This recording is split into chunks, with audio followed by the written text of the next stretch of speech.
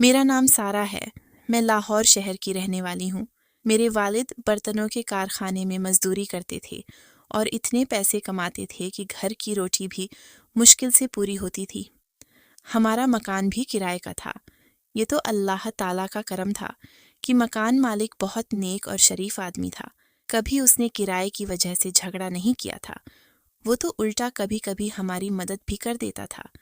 اللہ تعالیٰ نے اسے بہت نوازا تھا۔ اس کے اور بھی بہت سے مکان تھے جو اس نے کرائے پر دیے ہوئے تھے۔ ہم صرف 2 بہنیں تھیں۔ ہمارا بھائی کوئی نہیں تھا۔ میری بڑی بہن کا نام فاطمہ تھا۔ جب میں 16 سال کی ہوئی تو میں نے میٹرک پاس کیا تھا۔ اس کے بعد سے میں گھر میں ہی بیٹھی رہتی۔ میری بہن فاطمہ کی شادی بہت پہلے ہو چکی تھی۔ وہ ہمارے گھر سے آدھے گھنٹے کے فاصلے پر رہتی تھی۔ وہ گھر میں اکیلی ہوتی تھی۔ اس کا شوہر اونیل فیکٹری میں کام کرتا تھا۔ وہ صبح جاتا اور رات کو گھر آتا تھا۔ میری بہن فاطمہ اس کے ساتھ شادی بالکل بھی نہیں کرنا چاہتی تھی کیونکہ وہ کسی کو پسند کرتی تھی، لیکن اس سے پہلے کہ وہ یہ بات بتاتی، میرے والدین کو کسی اور سے پتہ چل گیا۔ تب امی اور ابو نے مل کر بہن کو بہت مارا اور اس کے بعد اپنی مرضی کے آدمی کے ساتھ اس کی شادی کروا دی۔ یہ بھی نہ سوچا کہ وہ اسے پسند کرتی بھی ہے یا نہیں۔ شادی والے دن میری بہن فاطمہ خودکشی کرنے والی تھی۔ اچانک میں نے اس کا ہاتھ روک لیا اور کہا کہ خودکشی نہ کرو، یہ ہمارے مذہب میں حرام ہے۔ بہن رو کر چپ ہو گئی اور پھر میں نے یہ بات امی کو بھی بتا دی کہ فاطمہ نے اپنے پاس زہر چھپایا ہوا ہے جو یہ شادی کی رات کھانے والی ہے۔ امی نے پھر سے اسے برا بھلا کہا اور وہ زہر بھی اس سے چھین لیا۔ میری بہن ایسی ہو گئی تھی کہ جیسے اس کی جنگ ساری دنیا کے ساتھ تھی۔ اپنے شوہر کے سامنے تو وہ کچھ بولتی نہیں تھی، اسے ڈرتی بہت تھی، لیکن ہمارے ساتھ وہ بات کر لیا کرتی تھی، مگر اب ہمیشہ عجیب باتیں کرتی رہتی تھی۔ وہ جلی کٹی ہوئی باتیں کرتی تھی۔ مجھے تب بہت خوشی ہوتی تھی جب میری اماں اور ابا مجھے کہتے تھے کہ تم کچھ دنوں کے لیے اپنی بہن کے گھر چلی جاؤ۔ میں ویسے بھی اپنے گھر کے ماحول سے بہت تنگ تھی۔ ہمارے گھر میں کچھ بھی نہیں تھا۔ بہن کے ساتھ میرا وقت بہت اچھا گزر جاتا۔ جب اس کا پہلا بچہ ہوا تو اس کے بچے کو سنبھالنے والا کوئی نہیں تھا، اس لیے میں 1 ماہ کے لیے اس کے گھر چلی گئی۔ میں اس کے بچے کو سنبھال لیتی تھی۔ میری بہن فاطمہ کی حالت بہت زیادہ بری تھی۔ ڈاکٹر نے کہا تھا کہ یہ بہت کمزور ہے۔ میری بہن اب بے وجہ بات بات پر ضد کرنے لگی تھی۔ اس ضد میں اس نے 3 دن تک کھانا نہیں کھایا تھا۔ جب اسے لگتا تھا کہ میں بھوک سے مرنے والی ہوں تو پھر کھانا کھا لیتی تھی اور وہ کچھ اور بھی عجیب حرکتیں کرتی تھی۔ وہ اپنے شوہر کا خود ہی نقصان کرتی تھی اور پھر کہتی تھی کہ میں نے تو یہ نہیں کیا، اور اس کے لیے وہ قسم بھی اٹھا لیتی تھی۔ اسے کسی بات کا بھی ڈر نہیں تھا۔ وہ کہتی تھی کہ جو میرے ساتھ ہونا تھا وہ تو ہو چکا ہے، اب مجھے کسی بھی بات کا ڈر نہیں ہے۔ جس آدمی کو میں کھونے سے ڈرتی تھی وہ مجھ سے چھین لیا گیا ہے، اور وہ تھا جس سے میں محبت کرتی تھی۔ وہ تو میرے ماں باپ کو بھی یہی کہتی تھی کہ اب آپ چھوٹی کی بھی شادی کر دیں، اس کو کیوں بٹھایا ہوا ہے؟ مجھے تو 17 سال کی عمر میں ہی قربان کر دیا تھا، اس کو کیوں 18 سال تک بٹھا کر بیٹھے ہیں؟ تب وہ کہتے تھے کہ کوئی اچھا رشتہ نہیں مل رہا۔ جیسے ہی کوئی اچھا رشتہ ملا، سارا کی بھی شادی کر دیں گے۔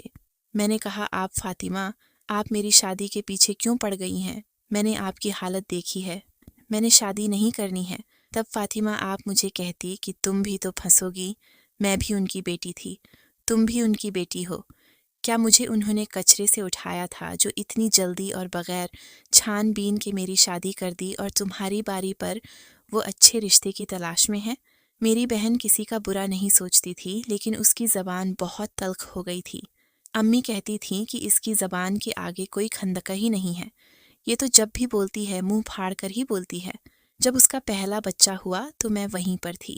اس کے بعد فاطمہ، آپ کا دوسرا بچہ پیدا ہونے والا تھا، جبکہ اس کا پہلا بیٹا صرف 10 ماہ کا تھا۔ امی نے کہا کہ بیٹی تھوڑا وقفہ ہی کر لینا تھا، اس طرح تو بڑی مشکل ہو جائے گی۔ انہوں نے کہا کہ یہ بات آپ اپنے داماد سے کیوں نہیں کرتی؟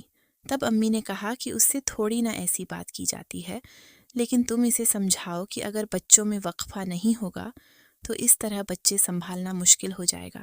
میری بہن کہتی تھی کہ وہ میری کوئی بات نہیں سنتا ہے، اگر آپ لوگوں کو اتنی فکر ہے تو آپ لوگ ہی اسے سمجھائیں، کیونکہ وہ میری بات نہیں مانتا۔ امی کہتی تھیں کہ سارا قصور فاطمہ آپ کا ہے۔ لگتا ہے اسے خود بچے پیدا کرنے کا شوق ہے۔ مجھے تو خیر امی کی بات سمجھ نہیں آتی تھی کہ وہ کیا کہہ رہی ہیں۔ وہ کہتی تھی کہ مرد اور عورت مل کر بچہ پیدا کرتے ہیں اور ان دونوں کی مرضی ہوتی ہے، لیکن پھر ایک طرف یہ بھی کہتی تھی کہ یہ تو اللہ تعالیٰ کی دین ہے اور وہ جس کو چاہے اولاد دے اور جس کو چاہے نہ دے۔ مجھے امی کی باتیں سمجھ نہیں آتی تھی کیونکہ میں نے ساری زندگی گھر میں ہی گزار دی تھی۔ صرف اسکول کے لیے جاتی تھی، وہاں سے سیدھا واپس آ جاتی تھی۔ دوسری دفعہ میری بہن حاملہ تھی تو اس کی حالت بہت زیادہ خراب تھی اور اس کے 2 مہینے پہلے ہی ایسی حالت ہو گئی کہ اسے بستر سے اٹھا نہیں جاتا تھا اور میں 2 مہینے پہلے ہی اس کے گھر پر رہنے کے لیے چلی گئی۔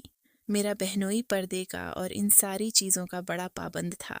ویسے یہ کوئی بری بات نہیں تھی، اسلام پردہ کرنے کا حکم بھی ہے، لیکن وہ کچھ زیادہ ہی اس معاملے میں بولتا تھا۔ جب اس نے گھر پر آنا ہوتا تھا تو امی بھی سر پر دوپٹہ کر لیتی تھی، جبکہ آگے پیچھے امی کا دوپٹہ کہاں ہے اس بات کا۔ امی کو پتہ ہی نہیں ہوتا تھا۔ داماد آتا تھا تو پردے نیچے گرا دیتی تھی، دروازے کو بھی بند کر دیتی تھی۔ داماد کو کہہ رہی ہوتی تھی کہ ہمارے گھر میں تو 24 گھنٹے دروازہ بند رہتا ہے۔ میں پہلے پوچھتی ہوں کہ کون آیا ہے، پھر دروازہ کھولتی ہوں جبکہ ایسا کچھ بھی نہیں تھا۔ ہمارے گھر میں جو بھی چاہے منہ اٹھا کر آ جاتا تھا، بلکہ میری امی تو ایک ایسی عورت کے ساتھ بھی دوستی رکھتی تھی جس کو پورا محلہ اچھا نہیں سمجھتا تھا، پھر بھی اس کے ساتھ امی نے دوستی لگا رکھی تھی۔ اب ابا کو بھی اس بات پر اعتراض تھا، لیکن امی کہتی تھیں کہ میری یہ ایک اکیلی دوست ہے، اس کو تو چھوڑ دو، اور امی اپنے داماد کے سامنے تو اس عورت کا نام ہی نہیں لیتی تھی۔ ایک دفعہ ایسا ہوا کہ داماد صاحب بیٹھے تھے تو وہی عورت اوپر سے آ گئی۔ امی گھبرا گئی اور اس عورت سے کہا کہ نہیں، ہمارے گھر میں کچھ نہیں ہے، آج ہم نے کھانے میں کچھ نہیں بنایا، تم کسی دوسرے گھر سے مانگو۔ وہ بھی حیران رہ گئی اور ٹوپ کر کے چلی گئی۔ بعد میں امی اس عورت سے معافی تلافی کر رہی تھیں کہ بیٹی کے سسرال کا معاملہ ہے نا، اب ایسا تو کرنا پڑتا ہے، کیا کروں۔ وہ عورت بھی سمجھ گئی کہ بیٹی کے معاملے میں تو جھوٹ بولنا پڑتا ہے اور رکھ رکھاو بھی رکھنے پڑتے ہیں تاکہ اس کا گھر بن جائے۔ میری بہن کو مہینہ پہلے ہی درد شروع ہو گیا۔ رات کے وقت ایک کمرہ مجھے ان لوگوں نے دیا ہوا تھا جس میں پہلے والے بیٹے کو سنبھالا کرتی تھی، کیونکہ میری بہن سے تو اب اپنا آپ سنبھالا نہیں جاتا تھا۔ میرا بہنوئی رات کو مجھے اور امی کو دوسرے کمرے میں بھیج دیتا۔ آدھی رات کو اچانک سے مجھے فاطمہ کے چیخنے چلانے کی آوازیں آنے لگیں۔ پتہ چلا کہ درد شروع ہو گیا ہے، تب میں نے امی کو بھی بلا لیا اور وہ اسے ڈاکٹر کے پاس لے گئی۔ اس دفعہ میری بہن نے پھر سے ایک بیٹا پیدا کیا تھا، لیکن میری بہن کی حالت بہت بری تھی۔ ڈاکٹر نے یہاں تک بھی کہہ دیا تھا کہ بچے کو بچایا جائے، کہ ماں کو تو سب نے کہا کہ ماں کو بچائی، لیکن پھر آخری وقت پر کرم ہو گیا اور دونوں بچ گئے۔ اللہ اللہ کر کے میری بہن بچی تھی، دعائیں کر کر کے برا حال ہو گیا تھا۔ میری بہن کا آپریشن سے ہی بچہ پیدا ہوتا تھا، کبھی نارمل ڈیلیوری نہیں ہوئی تھی۔ آج تو ایسے لگتا تھا کہ ڈاکٹر بھی کوئی بری خبر سنا دیں گے۔ ہم سب خود کو تیار کیے بیٹھے تھے، لیکن سب کچھ ٹھیک ہو گیا۔ اب رات کے وقت دونوں بچے میرے پاس سوتے تھے اور بہن اپنے کمرے میں اپنے شوہر کے ساتھ سوتی تھی۔ وہ رات کو دیر سے آتا۔ میری بہن کا سارا حسن خراب ہو گیا تھا۔ اس کی شکل دیکھ کر ایسا لگتا تھا جیسے وہ 40 سال کی ہے، جبکہ اس کی عمر صرف 22 سال تھی۔ بچے پیدا کرنے کی وجہ سے یہ سب ہوا تھا، پھر ٹینشن لینے کی وجہ سے ہمیں نہیں پتا، مگر جب ہم اکیلے بیٹھے ہوتے تو وہ اپنے اسی عاشق کے بارے میں باتیں کرتی رہتی تھیں جس کا نام احمد تھا۔ آپ ہی کہتی تھیں کہ وہ مجھے بہت محبت کرتا تھا، ابھی بھی اگر میں اس کے پاس چلی جاؤں تو وہ مجھے قبول کر لے گا۔ اس نے ابھی تک شادی نہیں کی۔ میں نے کہا تمہیں کیسے پتا اس کے بارے میں؟ تم اس کی خبر کیسے رکھتی ہو؟ تو اس نے کہا کہ احمد نے مجھ سے وعدہ کیا تھا کہ وہ میرے علاوہ کسی سے شادی نہیں کرے گا۔ میں نے کہا کہ اگر تمہارے شوہر کو پتہ چل گیا تو پھر کیا ہوگا؟ کہنے لگی کہ زیادہ سے زیادہ کیا کر لے گا، مجھ پر ہاتھ اٹھائے گا، مار ڈالے گا۔ کوئی پرواہ نہیں ہے مجھے، وہ تو پہلے بھی مجھے مارتا رہتا ہے۔ میں نے کہا کہ بھائی تم پر ہاتھ اٹھاتے ہیں کیا؟ اچانک میری بہن اپنی بات سے مکر گئی اور بولی کہ بس میں نے غصے میں کہہ دیا تھا۔ اتنا تو مجھے بھی پتا تھا کہ میرے بہنوئی مارتے نہیں تھے، کیونکہ وہ اللہ والے بندے تھے اور عورت پر ہاتھ اٹھانا اچھا نہیں سمجھتے تھے۔ عورت کمزور ہوتی ہے اور کمزوروں پر ہاتھ اٹھانا بزدلی ہے، ایک دن رات ہوئی تو دونوں بچے میرے پاس تھے۔ اب 2 چھوٹے چھوٹے بچوں کے ساتھ کون سو سکتا ہے؟ پہلا بیٹا تو پھر بھی سو گیا، لیکن چھوٹا بچہ مجھے بہت تنگ کر رہا تھا، جس کی وجہ سے مجھے بھی نیند نہیں آ رہی تھی۔ تھوڑی دیر کے بعد بہن کے کمرے سے مجھے عجیب و غریب قسم کی آوازیں آنے لگیں۔ میں سمجھ گئی کہ کیا ہو رہا ہے۔ چپ کر کے بیٹھ گئی اور سوچا کہ ظاہر ہے ان کا اپنا معاملہ ہے، مجھے نہیں جانا چاہیے۔ لیکن تھوڑی دیر کے بعد میری بہن چیخنے لگی۔ وہ اپنے شوہر سے معافیاں مانگ رہی تھی۔ میں اٹھ کر صحن میں آئی تو آوازیں آنا بند ہو گئیں، جبکہ میں سننا چاہتی تھی کہ وہ لوگ کیا بات کر رہے تھے۔ اس کے بعد دوبارہ آواز نہیں آئی۔ صبح میں نے یہ بات بہن سے نہیں پوچھی۔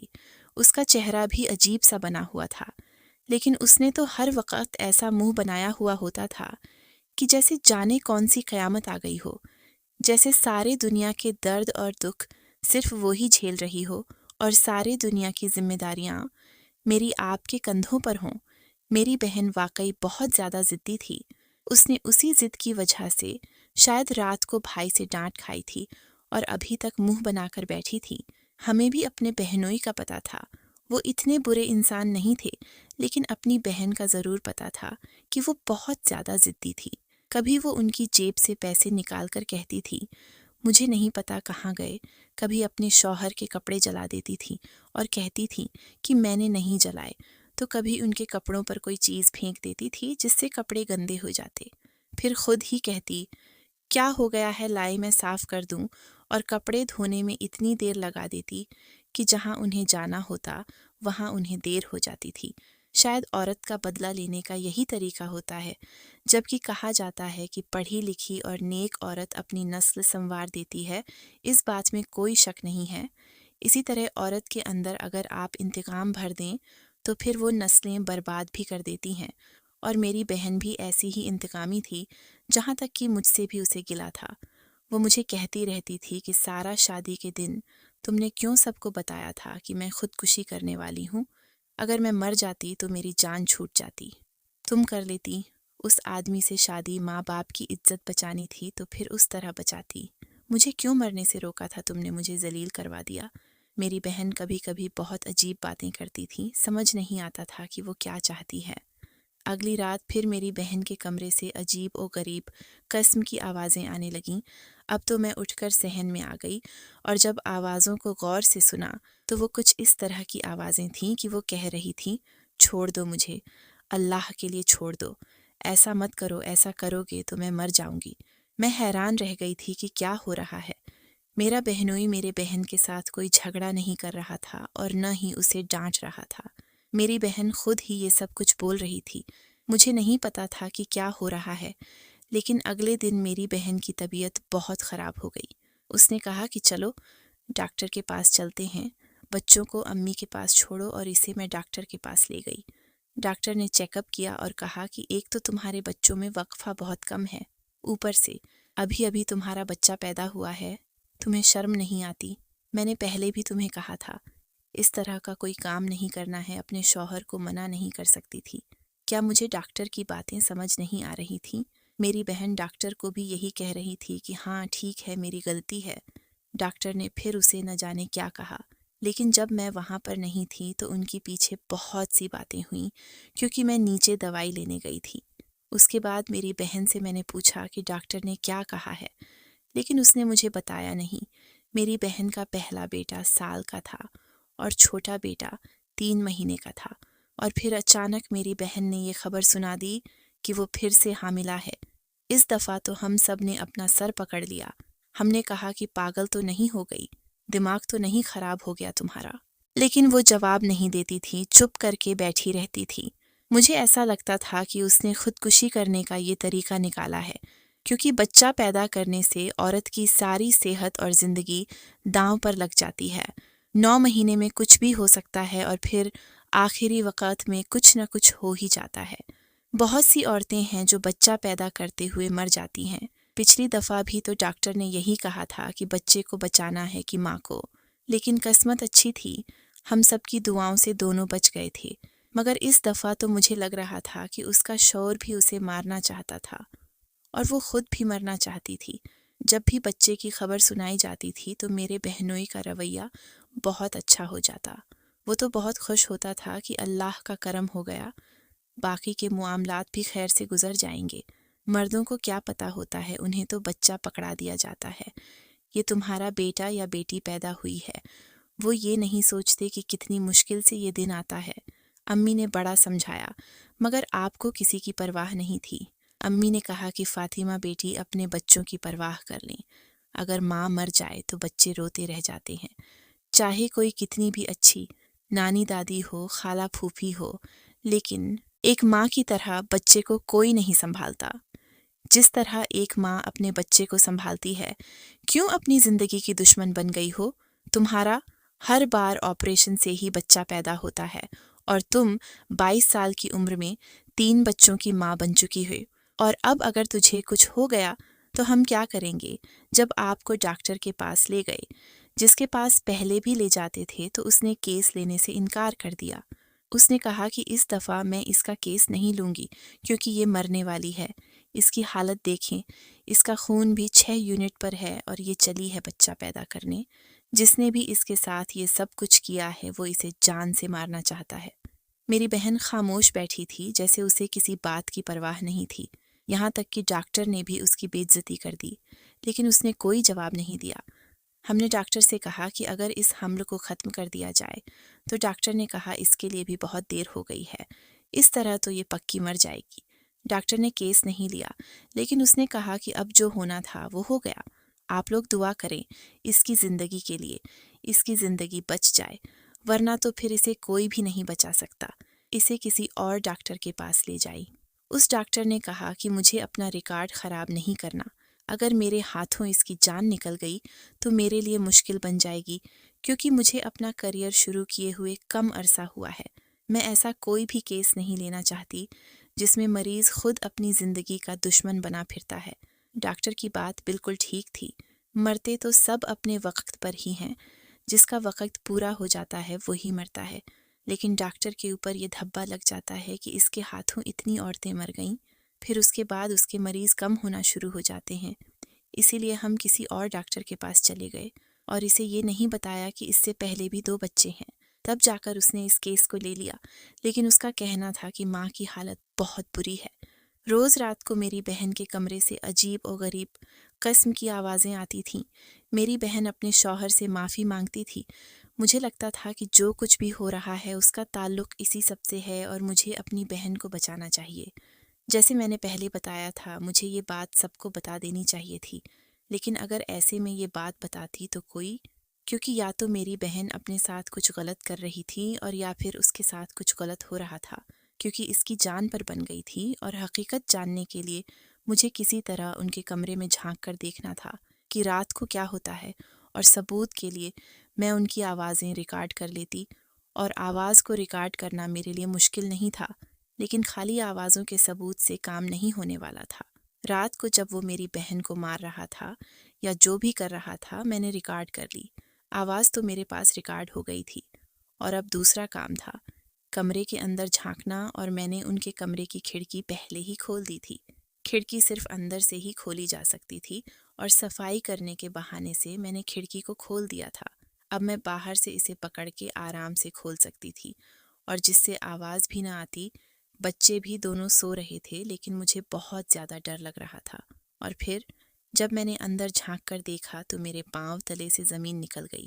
میری اتنی بہادر بہن، جو سارے زمانے کے خلاف کھڑی تھی اور کسی سے ڈرتی نہ تھی، اس شخص سے کیوں ڈرتی تھی؟ آج مجھے سمجھ آ گیا تھا کہ وہ انسان نہیں، جانور تھا۔ وہ تو میری بہن پر بہت بڑا ظلم کر رہا تھا۔ مجھے اتنا برا محسوس ہوا کہ میں وہیں پر بے ہوش ہو گئی۔ صبح آنکھ کھلی تو امی ابو سب موجود تھے۔ ویڈیو بھی میں نے تھوڑی سی بنا لی تھی، لیکن ویڈیو کسی کو دکھانے کے قابل نہیں تھی۔ امی کو یہ ویڈیو دکھائی تو وہ بھی حیران رہ گئی، اور بہن پر غصہ ہونے لگی کہ اس نے پہلے بتایا کیوں نہیں، اور اس کا شوہر جو مولوی بنا پھرتا ہے یہ تو مسلمان کہلانے کے بھی قابل نہیں ہے۔ میرا بہنوئی میری بہن کے ساتھ ایسا سلوک کرتا تھا جیسے وہ اس کی بیوی نہیں بلکہ خریدی ہوئی کوئی عورت ہے، جان بوجھ کر اس سے بچے پیدا کرواتا تھا۔ کہتا تھا کہ مجھے تم سے 7 بیٹے چاہیے، میں خاندان میں اپنا نام پیدا کرنا چاہتا ہوں۔ یہ بھی کہتا تھا کہ اگر بچوں کو مارنے کے لیے کوئی گولی کھائی یا کچھ کیا تو تیرے دونوں بچوں کو خود مار دوں گا اور تجھے بھی مار دوں گا۔ اور میری بہن بچوں کی خاطر یہ سب برداشت کرتی رہی تھی۔ اس نے امی ابو کو سب کچھ بتا دیا۔ انہوں نے کہا کہ اب تو بہت برا ہوگا، ہماری بیٹی کوئی جانور نہیں ہے جو ہم نے اس کے حوالے کر دی اور یہ اس کے ساتھ کچھ بھی سلوک کرے۔ ہم نے اپنی بہن کو بہانے سے گھر بلایا اور اس کے بعد اسے واپس بھیجنے سے انکار کر دیا اور کھلا کا نوٹس دے دیا۔ میری بہن نے جا کر عدالت میں کہہ دیا کہ میں نے اس بندے کے ساتھ رہنا ہی نہیں ہے، اب تو کوئی کچھ بھی نہیں کر سکتا تھا۔ عدالت کا فیصلہ میری بہن کے حق میں ہو گیا تھا۔ میرا بہنوئی غصے میں پاگل ہو رہا تھا۔ تبھی اس نے توہین عدالت کر دی اور جج صاحب نے اسے اسی وقت 3 سال کی سزا سنا دی۔ جب میری بہن کا تیسری دفعہ آپریشن ہوا تو اس کی جان تو بچ گئی، لیکن ڈاکٹر اس کے بیٹے کو نہیں بچا سکے تھے۔ وہ وقت ہمارے لیے بہت مشکل تھا۔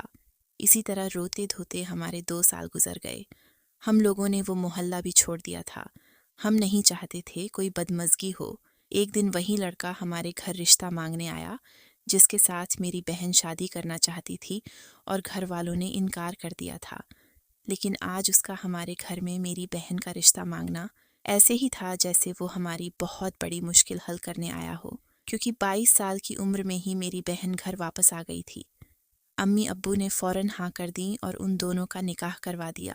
اس نے کہا کہ میں بچے بھی رکھوں گا اور آپ کی بیٹی کا خیال بھی رکھوں گا۔ ایسی ہوتی ہے محبت۔